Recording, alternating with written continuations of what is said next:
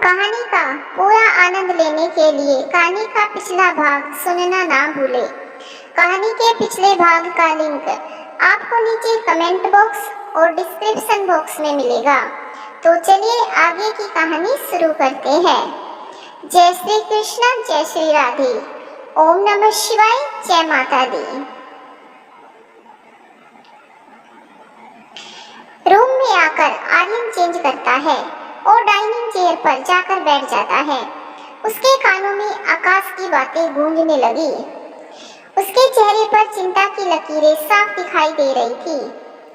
100 सवाल जन्म ले रहे थे उसके मन में। वह खुद ही सवाल कर खुद ही जवाब ढूंढने का प्रयास कर रहा था। अंकुर के साथ कुछ समय के लिए मन थोड़ा शांत हुआ था, पर अंकुर को बताते बताते अतीत की कड़वी यादें फिर ताजा हो गई थी। उसके दिमाग में एक ही सवाल बार बार आ रहा था। 1 साल बाद अचानक क्यों आया है वो? कहीं अपनी बेइज्जती का बदला लेने तो नहीं आया है? नहीं, पिछली बार उसकी जो हालत हुई थी उसके बाद वो कुछ भी करने से पहले वो 10 बार सोचेगा फिर क्यों आया है, मुझे कुछ करना होगा। उसके इरादे कुछ ठीक नहीं लग रहे, क्या करूं? तभी उसके मोबाइल फोन पर स्क्रीन पर मधु का नाम देखकर आर्यन के चेहरे पर मुस्कान आ गई। उसके फोन उठाते ही मधु, हेलो, सब ठीक है ना? आर्यन, हाँ सब ठीक है, तुम बताओ क्या हाल है? हम सब ठीक है।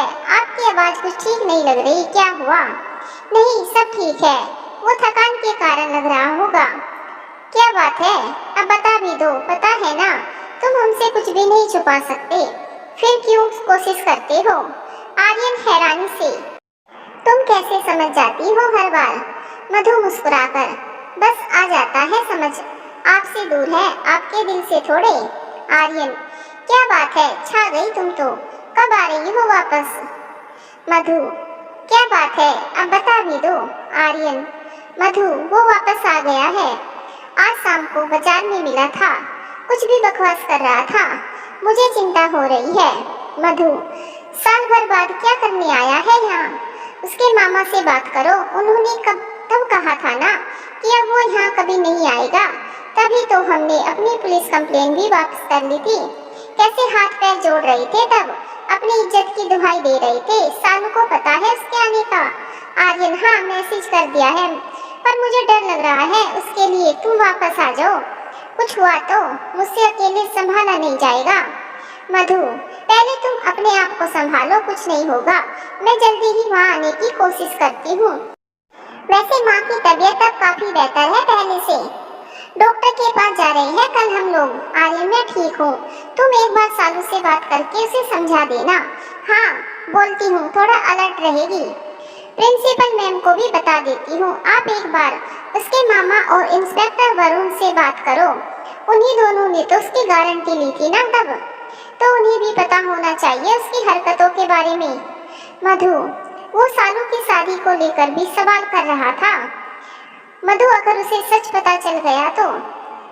मधु, किसी को पता नहीं चलेगा, सबसे पहले आप डरना बंद करो, वो सच्चाई सिर्फ हम 3 जानते हैं, तो किसी को कुछ पता नहीं लगेगा, पर आप संभल कर बात करना, कहीं गुस्से में कुछ गड़बड़ ना कर देना, वो आपको उकसाने की कोशिश जरूर करेगा। आर्यन, मैं इतना भी बेवकूफ नहीं हूँ, कोशिश तो उसने आज भी की थी, पर मैंने भी उसे जो घूसा मारा है ना, बत्ती से हिल गई थी उसकी। मधु घबराकर, आपको तो नहीं लगी? अब मार पिटाई भी शुरू कर दी आपने, जानते हैं ना वो किस टाइप का, फिर क्या जरूरत थी उसके साथ उलझने की? आर्यन, जानबूझकर थोड़ी उलझा, उसने बात ही ऐसी कही, मैं रुक ही नहीं पाया। मधु, वही तो वो चाहता है, हमें समझदारी से काम लेना होगा, गुंडागर्दी लड़ाई उसका काम है, हमारा नहीं। आप अभी उसके मामा से बात करके उसे समझाने को बोलो, और इंस्पेक्टर वरुण को भी सब बताओ, फिर कुछ सोचते हैं। आर्यन, तुम फोन रखो, मैं उसके मामा से बात करता हूँ। मधु, बात करो, फिर मुझे बताना क्या बात है, और हाँ थोड़ा आराम से बात करना। आर्यन, हाँ तुम फोन रखो, मैं बात करके बताता हूँ। फोन रखकर आर्यन आकाश के मामा को फोन करता है, उन्हें सब बताकर आकाश को समझाने को बोलता है। अगर आकाश अब भी नहीं सुधरा तो हम लोग उसके खिलाफ एक्शन लेंगे, किसी की कुछ नहीं सुनेंगे। उसके बाद आर्यन मधु से बात करता है। मधु, बात हुई, क्या बोले वो, क्यों आया है?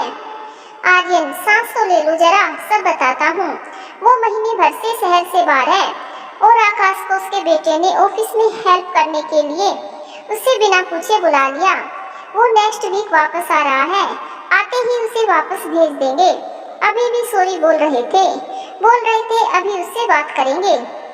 मधु, चलो ठीक है, मेरी भी सालू से बात हो गई, बता दिया उसे, वो अब पहले वाले डरपोक सालू नहीं है, वो भी ख्याल रखेगी।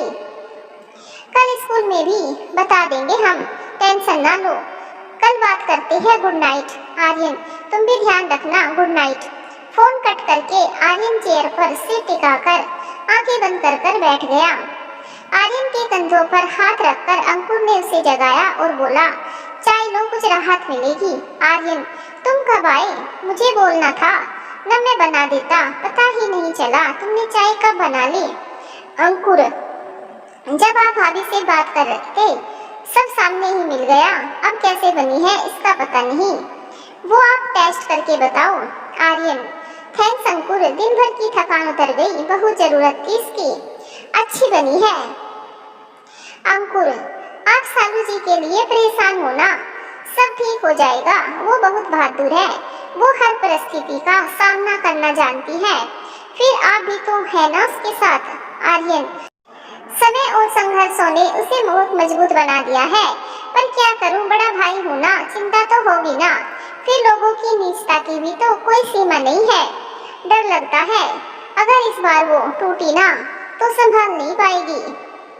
अंकुर, अच्छे लोगों की रक्षा भगवान भी करते हैं, आप एक काम क्यों नहीं करते, कुछ समय के लिए दोनों को दिल्ली भेज दो, उनके पति के पास, वही तो नहीं कर सकता ना, सालों वहां नहीं जा सकती यार। आर्यन अंकुर की बात बीच में ही काट कर बोला, अंकुर, तो उनको यहाँ आने को बोल दो, कुछ दिनों के लिए आकाश जैसे लोगों का अपने आप मुंह बंद हो जाएगा, वो भी नहीं आ सकता, कुछ मजबूरी है। उसकी नजरें चुराते हुए आर्यन बोला, अंकुर हद है, ये भी कोई बात हुई, यहाँ उनकी फैमिली मुश्किल में है और वो समय निकाल कर भी नहीं आ सकते। आर्यन मन में, कोई होगा तो आएगा ना, आप फोन करके बताओ, सब आकर ले जाएंगे, अब तो उन्होंने बड़ा मकान भी ले लिया है ना, तो फिर क्या परेशानी है परिवार को साथ रखने में, बड़ा मकान ले लिया है, किसने, कब, तुम्हें कैसे पता? आर्यन ने हैरानी से पूछा। सालू जी ने बताया शाम को। आपको नहीं पता क्या? वैसे भी शादी के बाद उनकी भी तो कुछ जिम्मेदारी है, अंकुर ने बोला। ये लड़की भी ना कभी नहीं सुधर सकती, आर्यन बोला। सोचती बाद में है, बोल पहले देती है। अंकुर, मतलब आप बोलना क्या चाहते हैं? चक्कर क्या है, शादी की बात आते ही सब बात को घुमाने लगते हैं। वहाँ वो आकाश भी बकवास कर रहा था। शाम को छत पर सालू जी ने भी बात बदल दी। आप भी बात टाल रहे हो, आपको उनके पति पसंद नहीं है क्या? आपके खिलाफ जाकर शादी की है क्या दोनों ने? कोई प्रॉब्लम है क्या दोनों के बीच? सास बहू में तो माँ बेटी सा प्यार है, फिर क्या बात है? आर्यन, ऐसा कुछ नहीं है, छोड़ो ना तुम ये सब, चलो सोती है, देर हो रही है। उसने फिर अंकुर का ध्यान भटकाया। आर्यन के फिर बात बदलने पर अंकुर चिढ़ गया। वो झल्ला कर बोला, आप तो बात को ऐसे छुपा रहे हैं जैसे स्विस बैंक के लोकर का कोड हो, मत बताओ। आप जानो और आपका काम जाने, मुझे क्या। गुड नाइट कहकर वो कमरे की ओर बढ़ गया। अंकुर, सुनो तो सही। आर्यन ने आवाज देकर उसे रोकने की कोशिश की, पर वो कमरे के अंदर चला गया। आर्यन ने उठकर पानी की बोतल ली, उसके पीछे पीछे कमरे में चला आया। आर्यन, नाराज मत हो यार, दरअसल बात बहुत उलझी हुई है, मैं खुद उस बात को स्वीकार नहीं कर पाया अभी तक, तो तुम्हें क्या बताऊं? भाई, नहीं बताना तो मत बताओ, तुम्हारी बातों से सब जानने की उत्सुकता होने लगती है। ज्यादा क्यूरोसिटी मुझसे सहन नहीं होती, इसीलिए बात यहीं खत्म करो, अंकुर ने आर्यन से कहा। आर्यन, सालू की शादी हुई ही नहीं है तो पति कहाँ से आएगा? सब कुछ है ही नहीं तो मैं तुमको क्या बता दूं? अंकुर हैरानी से, शादी नहीं हुई, फिर उनकी मदर इन लो, आप क्या बोल रहे हो? उनके हस्बैंड दिल्ली में रहते हैं, सालू जी ने खुद बताया है मुझे। आर्यन, सालू की शादी हुई ही नहीं तो पति कहाँ से आएगा जब कुछ है ही नहीं? तो मैं तुमको क्या बोलूं? अंकुर हैरानी से। शादी नहीं हुई, फिर उनकी मदर इन लो, आप क्या बोल रहे हो? उनके हस्बैंड दिल्ली में रहते हैं, सालू जी ने खुद बताया है मुझे। आर्यन, सब पागलपन है उस बेवकूफ का। अंकुर, पागलपन? पर सिंदूर, मंगलसूत्र, इन सब का क्या? और वो जो उनके साथ रहती है, जिसे वो अपनी सास मानती है, वो कौन है? आर्यन, वो सालू को बस स्टैंड पर मिली थी, अकेली रास्ता भटक गई थी। अपनी छोटी बहू बेटे के पास जाने के लिए घर से निकली थी। परेशान हाल में सालू को मिली थी। तेज बुखार था उन्हें, वो अपने साथ ले आई। उन्होंने उसे अपनी बहू समझ लिया और उनको अपने पास रोकने के लिए वो भी उनकी बहू बन गई। पागल लड़की। अंकुर और उनके घर के लोग, उनका क्या? वो आई नहीं उनको ढूंढने? आर्यन लंबी सांस लेकर बोला, ढूंढते तो तब ना जब वो खोई होती। उन्हें तो उनके बच्चों ने ही छोड़ दिया। कितना अजीब है ना, एक माँ अपने 4-5 बच्चों को अकेले पाल लेती है और बड़े होकर उन्हीं बच्चों को वही माँ भारी लगने लगती है। सब मतलब के रिश्ते होते हैं। अंकुर, उनके बच्चों ने छोड़ दिया माना। मैं कुछ समझा नहीं। कोई ऐसा कैसे कर सकता है? आप लोगों ने कोशिश नहीं की उनके घर के लोगों को ढूंढने की? आर्यन की, पर कुछ नहीं हुआ। जब वो मिली थी सालू को, तब उन्हें 104 डिग्री बुखार था। उनकी हालत बहुत खराब थी। 3-4 दिन तो हॉस्पिटल में बेहोश सी ही रही। डॉक्टर बता रहे थे बहुत समय से भूखी प्यासी थी और नई जगह और भीड़ भाड़ देखकर डर गई थी। बेहोशी में बोलती थी, पर होश में आते ही चुप हो जाती थी। हमने पुलिस में खबर की, बस कंडक्टर से पता किया, पर कुछ पता ही नहीं चला। हार कर हम लोग उन्हें यहाँ ले आए। अंकुर, यहाँ ले आए? वो आपको मिली कहाँ थी? आर्यन, गाजियाबाद में। सालू वहाँ स्कूल के काम से गई थी, वहीं मिली थी। मुझे तो उसने बाद में फोन करके बुलाया। आर्यन, आप उन्हें यहाँ ले आए? वहाँ उनके बेचारे बच्चे उनके लिए परेशान हो रहे होंगे, तभी उन बेचारों ने उनके गुम हो जाने की एक रिपोर्ट तक नहीं लिखाई ना। आर्यन ने व्यंग्य किया। अंकुर, नहीं, मेरा वो मतलब नहीं था। कोई अपनी माँ के साथ ऐसा कैसे कर सकता है? आर्यन, करते हैं लोग, बल्कि किया ही है। देखो ना, तुम मिलना उससे बहुत स्नेही सीधी सादी सी है। बहुत समय तक तो मुझे भी विश्वास नहीं हुआ, पर अब लगने लगा है सच में उनके बेटे बहू ने। ऐसे लोगों को तो पुलिस में दे देना चाहिए। कौन है वो लोग? नाम पता तो बताओ, अकल ठिकाने लगाता हूँ मैं उनकी। अंकुर गुस्से से बोला। आर्यन, वही तो नहीं पता, नहीं तो मैं ही उनकी बैंड बजा देता। अब तक तो नहीं पता। क्यों, उन्होंने कुछ नहीं बताया क्या? आर्यन, नहीं, यही तो परेशानी है। उन्हें याद ही नहीं है या पता नहीं है, कुछ समझ में नहीं आता। डॉक्टर ने कहा था हाई फीवर और शॉक के कारण हुआ है, ठीक होने में थोड़ा टाइम लगेगा। पहले तो कुछ बोलती ही नहीं थी, अब थोड़ा थोड़ा बोलने लगी है। बस सालू से बात करती है, बाहर भी कम ही निकलती है। वो बस अपने छोटे बेटे और बहू को याद करती है, बड़े बेटे और बहू से नाराज है। उन लोगों ने ही उनको बस में बिठाया था छोटे बहू बेटे के पास जाने के लिए, और वो दोनों उनको लेने बस स्टैंड पर आए ही नहीं। वो बेचारी सुबह से शाम तक वहीं भूखी प्यासी बैठी रही, उन लोगों की राह देखते। अंकुर, वो कहाँ से आई? आर्यन, कुछ नहीं पता। कौन सी बस से उतरी?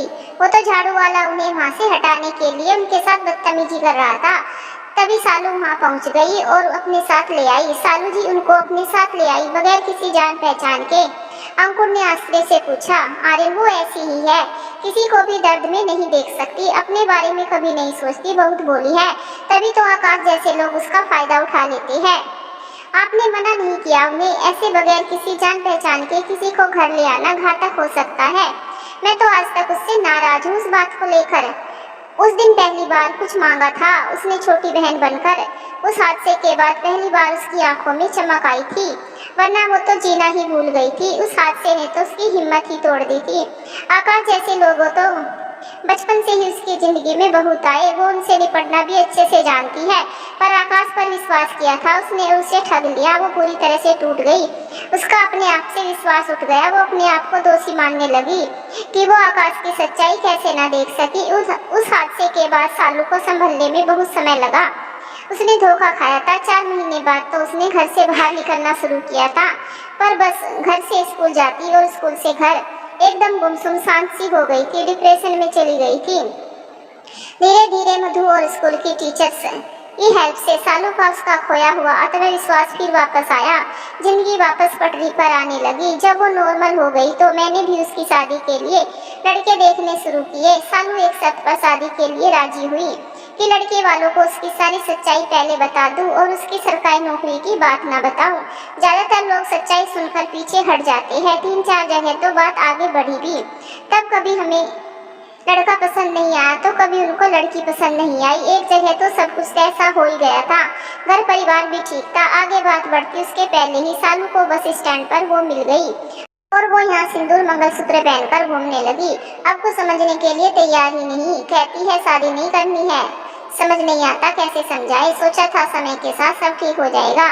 उनके बच्चे आ जाएंगे तो सारी गलतफहमी दूर हो जाएगी। वो अपने घर चली जाएगी। पर अब कोई उम्मीद नहीं है। उनकी खुशी के लिए वो सारे सुहागनों वाले व्रत करती है। हर 10-12 दिनों में एक चिट्ठी लिखती है उनके बेटे के नाम से। हर बार उस मिलने आने का कोई नया बहाना लिखकर उन्हें बहला देती है। यही बहाना लिखकर उन्हें बहला देती है कि यही सब चल रहा है। पिछले 6 महीने से दोनों खुश है साथ में। कौन किस भ्रम में जी रहा है पता नहीं। आगे का सोचकर बड़ी बेचैनी होती है कभी कभी। अंकुर, दिल्ली में कौन है फिर जिसके बारे में शाम को सालू जी बता रही थी? आर्यन, माँ कहती है कि उनका बेटा दिल्ली में रहता है। वो जा भी वहीं रही थी। इसीलिए हम भी सबको यही कहते हैं कि बहुत घुटन होती है झूठ बोलते हुए, पर सालू के कारण बोलना पड़ता है। अंकुर, आपने यहाँ सबको क्या बताया? आर्यन, गाजियाबाद में उनकी तबीयत थोड़ा सुधरने के बाद सालू ने मुझे फोन किया। मैं वहाँ पहुँचा तो सालू को देखकर हैरानी हुई। उनकी मांग में सिंदूर था। मेरे पूछने पर सालू ने बताया कि वो माँ को लेकर मंदिर गई थी तो वहाँ उन्होंने लगा दिया क्योंकि वो उसे अपनी बहू समझ रही है। मैंने उन्हें सच्चाई बताने की कोशिश की पर सालू ने उनकी तबीयत के कारण मुझे रोक दिया और अपनी कसम देकर मुझे उनको घर ले चलने के लिए मना लिया। मैं उन दोनों को लेकर गांव चला गया। मधु को भी वहीं बुला लिया। मेरे माँ पापा 4 धाम की यात्रा पर गए थे। वहाँ कोई नहीं था। कुछ दिनों तक हम उनके बच्चों का इंतजार करते रहे। वो बार बार सालू से अपने बेटे के बारे में सवाल करती और वो सफाई से बहाना बनाकर बात टाल देती। 10-12 दिन बाद हम उनको लेकर यहाँ आ गए। सालू ने कहानी बनाकर उन्हें समझा दिया और हमने यहाँ सबसे कह दिया कि गांव में हमने सालू की शादी करा दी। लड़का दिल्ली में नौकरी करता है। सालू अपनी नौकरी के कारण यहाँ आ गई। साथ में सासू माँ को भी ले आई। अंकुर, ऐसे कब तक चलेगा? कभी ना कभी तो सच सामने आएगा फिर। आर्यन, यही तो मैं कहता हूँ पर सुनना ही नहीं। किसी को घबराहट होने लगती है सब सोचकर। अंकुर, तभी आप रमन को देखकर आपको इतनी टेंशन हो गई? हाँ, बहुत मुश्किल से जिंदगी पटरी पर आई है। मैं फिर कोई तूफान नहीं चाहता जिंदगी में। ये सब हम 3 लोगों के अलावा अब सिर्फ तुम्हें पता है। प्लीज अंकुर, किसी को कुछ मत बताना। पता नहीं मैं क्या बोल गया। सब कुछ मुझसे अब बर्दाश्त नहीं हो रहा था। अंकुर, किसी को कुछ नहीं पता चलेगा। भरोसा रखो मुझ पर कुछ हल्का लगा अब। आर्यन मुस्कुराकर, हाँ बहुत हल्का लग रहा है। थैंक्स। अब थैंक्स कहकर पराया मत करो यार। और हाँ, टेंशन ना लो, सब ठीक होगा। आर्यन, चलो अब सोते हैं। बहुत रात हो गई है। सुबह ऑफिस भी जाना है। अंकुर, अब नींद भी आने लगी है। चलो सोते हैं। Good night. गुड नाइट बोलकर आर्यन कमरे से निकलकर अपने रूम में चला गया। अंकुर बेड पर लेट गया। उसके दिमाग में आर्यन की बताई बातें घूम रही थी। दिन भर की थकान के कारण वो जल्दी ही सो गया। सुबह अंकुर की नींद फोन की घंटी से खुली। देखा मयंक का फोन था। अंकुर छत पर जाकर मयंक से बातें करने लगा। अंकुर, बोल मेरी नींद के दुश्मन, तुझे मजा आता है ना हमेशा मेरी नींद उड़ाने में। सुबह सुबह ही फोन करना जरूरी होता है, आराम से दिन में नहीं कर सकता। मयंक, भाई कहाँ था तू कल से? ना तेरा फोन लगता है और गलती से लगा भी तो उठाता नहीं। और इतनी तमीज तो है ही नहीं ना तुझ में कि कॉल बैक कर ले। ऊपर से बातें और सुना रहा है। अंकुर, रुक जा 2 मिनट भाई, बात सुन ले मेरी, फिर जो मर्जी सुना लियो। मयंक, हाँ बोलना। मैंने कब रोका तुझे? अंकुर, सच में तुझे नहीं पता मैं कहाँ हूँ? कल तुमने ही तो आर्यन को भेजा था ना। मयंक, नहीं तो क्यों, कुछ कहा क्या उसने? अंकुर, नहीं, किसी ने कुछ नहीं कहा। पर क्या मैं जानता नहीं तुम्हें बेवकूफ समझा है क्या मुझे? आर्यन को देखते ही मैं सब समझ गया था। वैसे मयंक, थैंक्स यार। मयंक हैरानी से, क्या हुआ तुझे, तू ठीक तो है ना? तू और थैंक्स बोल रहा है मुझे, आज सूरज कहाँ से निकला? अंकुर हाँ तो जा, नहीं बोलता थैंक्स, बस अब खुश। और मैं ना ठीक हूँ ना बढ़िया हूँ, बहुत समय बाद इतना मजा किया कल। आर्यन भाई बहुत अच्छे हैं, बिल्कुल अच्छे वाले बड़े भाई जैसे। पता, मैं उनके घर पर ही हूँ, लग रहा है जैसे अपने घर पर ही हूँ। मयंक आर्यन अच्छा वाला बड़ा भाई, और मैं क्या दुश्मन हूँ? मुझे तो ना दी कभी इतनी इज्जत, एक ही दिन में भूल गया मुझे। अंकुर अरे तुम तो मेरे बेताल हो, जो हर वक्त सर पर सवार रहते हो मेरे, तुमको कैसे भूल सकता हूँ? तुम तो मेरी जान हो यार। यहाँ थोड़ा सिग्नल का प्रॉब्लम है, इसीलिए फोन नहीं कर सका, फिर वहाँ लाइट नहीं आई तो सामान लेकर यहीं आ गए। रात बात करते करते बहुत देर हो गई। सच बताऊं तो कल सुबह आर्यन को गेस्ट हाउस में देखकर तुझ पर बहुत गुस्सा आया था कि कहाँ फंसा दिया, पर अब लग रहा है कि जिंदगी में पहली बार तूने अकल का काम किया है। मयंक पता है मुझे आर्यन अच्छा है, तभी तो उसे बोला था तेरा ख्याल रखने के लिए, तुझे अच्छा लगा उसके साथ। और हाँ, मैं तो हमेशा से अकल वाले काम ही करता हूँ, तेरी मंदबुद्धि समझ नहीं पाती तो मैं क्या करूँ? चल कोई नहीं, तू ठीक है ना? बस इतना ही पता करना था, रखता हूँ, बाद में बात करते हैं। अंकुर सुन न मेरे भाई, थैंक्स। मयंक बस कर, अब ज्यादा हो रही है, बस ऐसे ही रहा कर। और सुन, खुद से भी फोन लगा लिया करो कभी कभार। मयंक ने फोन काटकर आर्यन को मैसेज किया, अंकुर का ख्याल रखने के लिए थैंक्स। और अंकुर फोन रखकर सुबह की हवा का आनंद लेते हुए छत के कोने को टिक कर खड़ा हो गया। उसे सामने वाली सड़क पर स्कूटी से जाती हुई सालू दिखाई दी। कल की तरह उसे कल रात की बातें याद आ गई। वो दूर तक उसे वहां जाते देखता रहा, फिर मुस्कुराकर मन में बोला, आपके बारे में जब भी कुछ पता चलता है बहुत ही अलग होता है। आंखों से न देखता तो विश्वास ही नहीं होता कि इतना अच्छा भी कोई हो सकता है। मैंने जो रिश्तों का रूप देखा है उसके बाद तो किसी पर विश्वास नहीं बचा। भाभी थोड़े दिन रुक जाती तो उनका क्या बिगड़ जाता? भाई के सामने माँ के साथ इतना सब कैसे हो गया? काश माँ को भी आपके जैसा कोई मिल जाता। कहीं माँ तो नहीं वो कैसे हो सकती है? उनकी तो 2 बहुएं हैं, फिर भी एक बार मिलता हूँ उनसे, काश माँ मिल जाए। उनकी आंखों में आंसू आ गए। वो दूर सिटीज पर चढ़ते सूरज को काफी देर तक देखता रहा। पकड़ो, आर्यन की आवाज से उसकी तंद्रा भंग हुई। वो अंकुर की तरफ चाय का कप बढ़ाते हुए बोला, अरे तुम तो चाय बनाने वाले थे, मैं इंतजार कर रहा था और तुम यहाँ बैठे हो। अंकुर सुबह मयंक का कॉल आ गया था तो बात करने यहाँ आ गया था, बस चाय बनाने जा ही रहा था। आप क्यों बना लाई? मैं बनाता ना, एकदम फर्स्ट क्लास चाय। आर्यन वो बाद में बना देना, अभी तो तैयार हो जाओ, ऑफिस नहीं जाना क्या? अंकुर बस 10 मिनट में आया। आर्यन आओ, जब तक मैं नाश्ते का इंतजाम करता हूँ। थोड़ी देर में दोनों तैयार होकर ऑफिस के लिए निकले।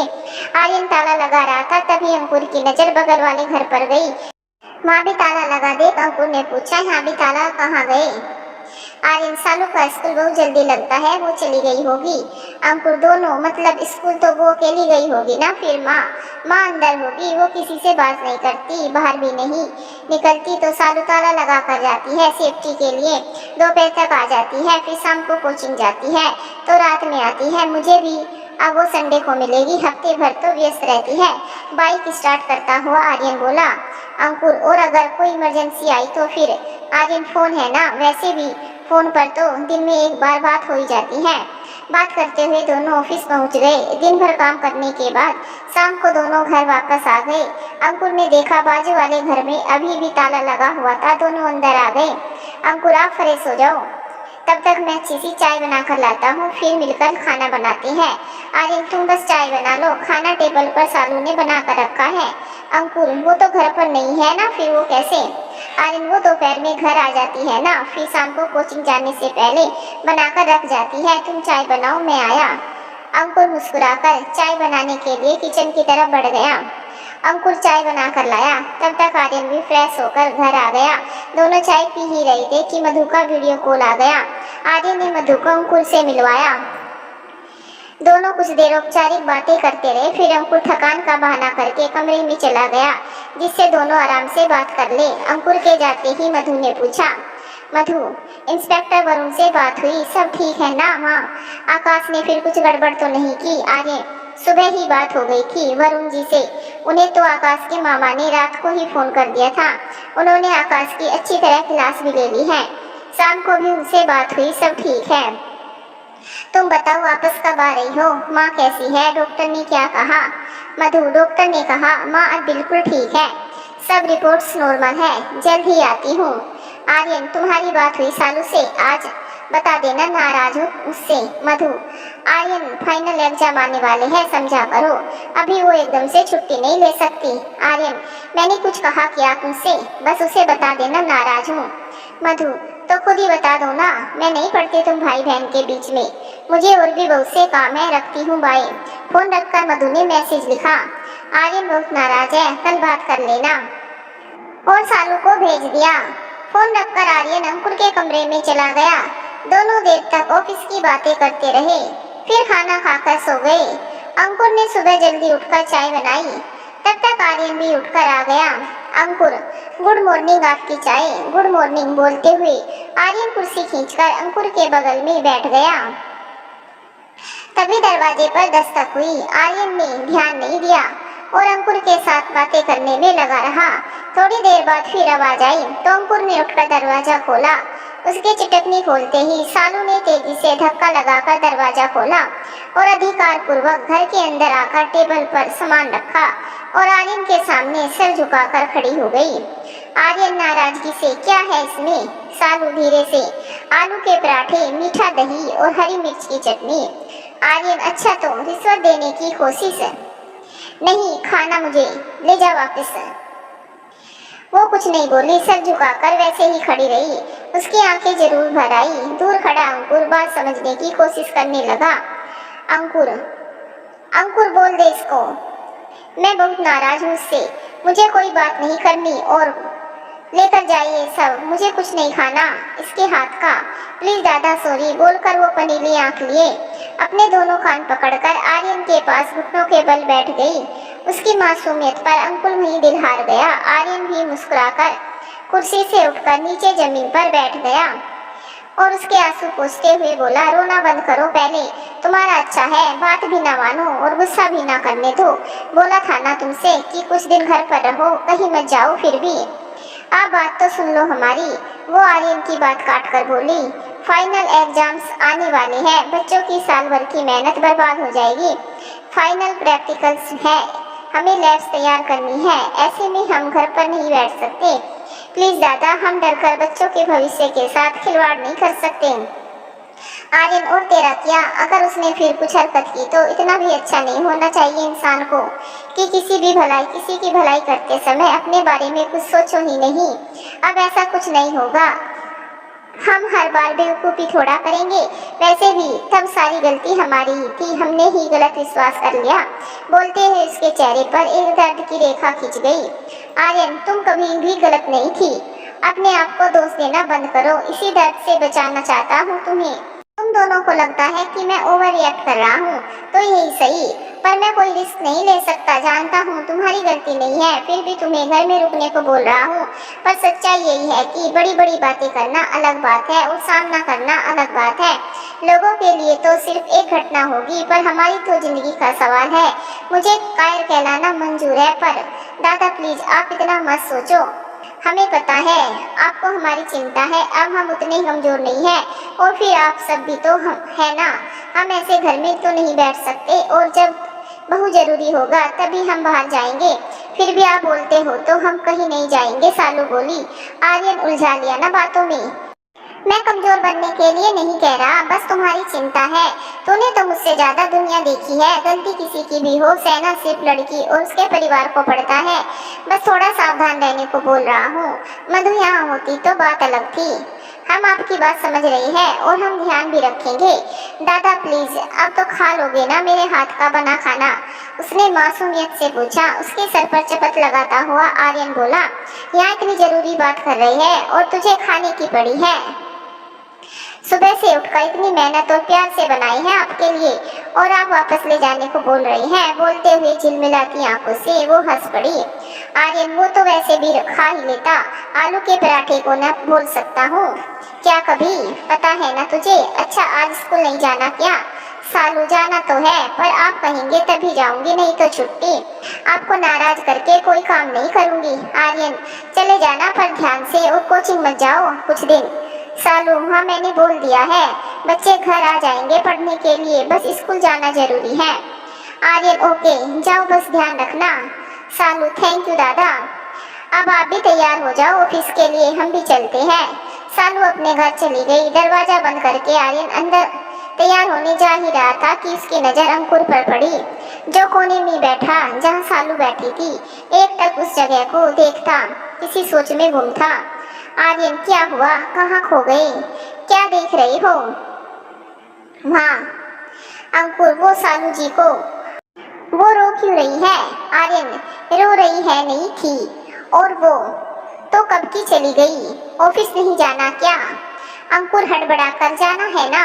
चलिए ऐसे जाओगे, हालत देखिए अपनी, सब पगला गए सुबह सुबह से। आर्यन हंसते हुए बोला। आर्यन के हंसने से अंकुर को होश आया और वो झेप कर बोला बस 10 मिनट में आया, और तेजी से कमरे में चला गया। आगे की कहानी सुनने के लिए चैनल को सब्सक्राइब जरूर करें। धन्यवाद दोस्तों।